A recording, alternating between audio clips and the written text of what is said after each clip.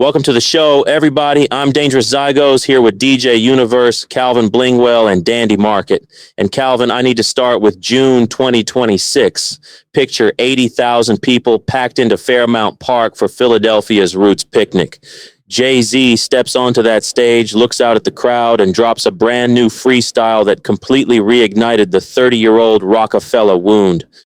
Man, 80,000 screaming heads in Philly, and Hov decides to pull the scab off a beef that's older than some of the kids in the front row. And you already know Dame Dash was straight onto Instagram within 3 minutes of the footage uploading, calling the whole display embarrassing and living in the past.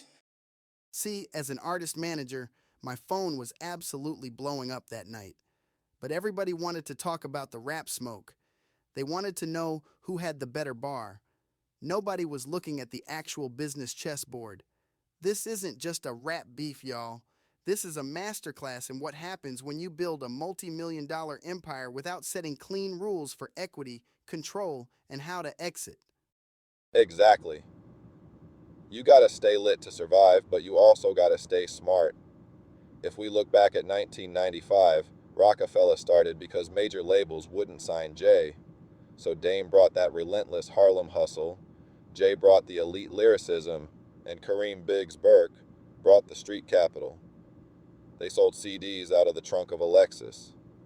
But the deal structure they had back then didn't scale with the massive success that came later.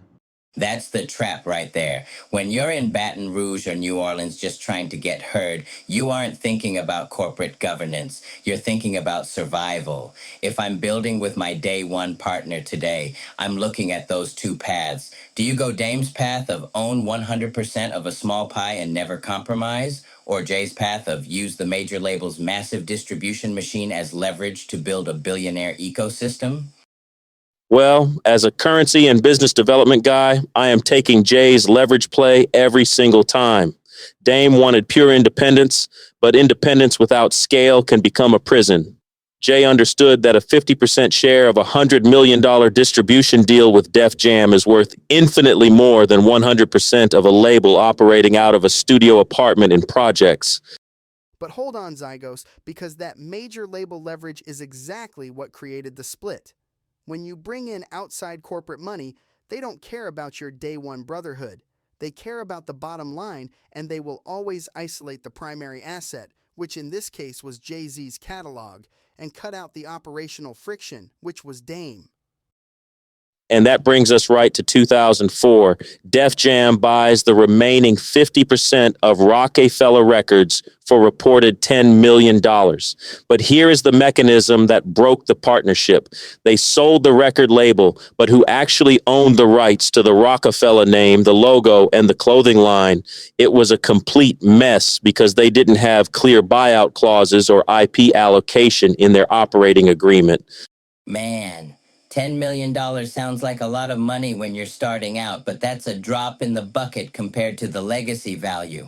And because they didn't have clean voting rights or trademark ownership sorted out on paper, they spent the next 2 decades in court fighting over who can sell an NFT of reasonable doubt or who can use the Roc-A-Fella logo on a t-shirt.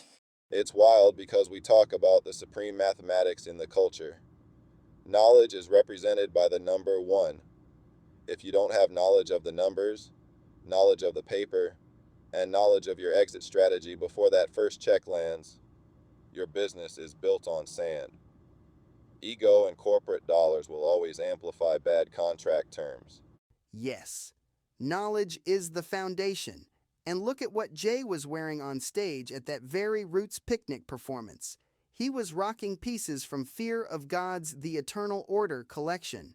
That's not just a style choice, it's a statement on brand equity as an asset class.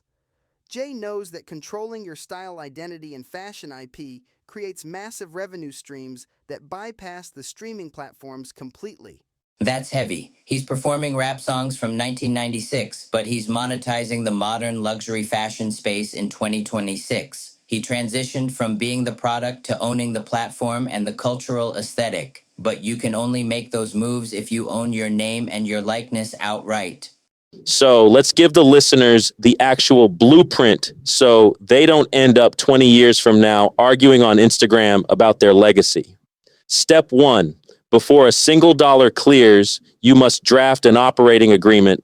This document has to explicitly detail the equity splits, define who has final decision-making authority, and map out exactly how a buyout works if one partner wants to walk away. And step 2 is separating your entities. Do not run your music recording deal through the same corporate entity that owns your clothing brand or your real estate. If your record label goes under or gets bought out, you don't want your entire lifestyle brand dragged down into the liquidation. That is crucial for longevity. And step 3, register your co-founded brand name with the USPTO immediately. Do not wait for the brand to get hot. The trademark is what actually gives you legal leverage, not the vibe or who came up with the name first over a slice of pizza.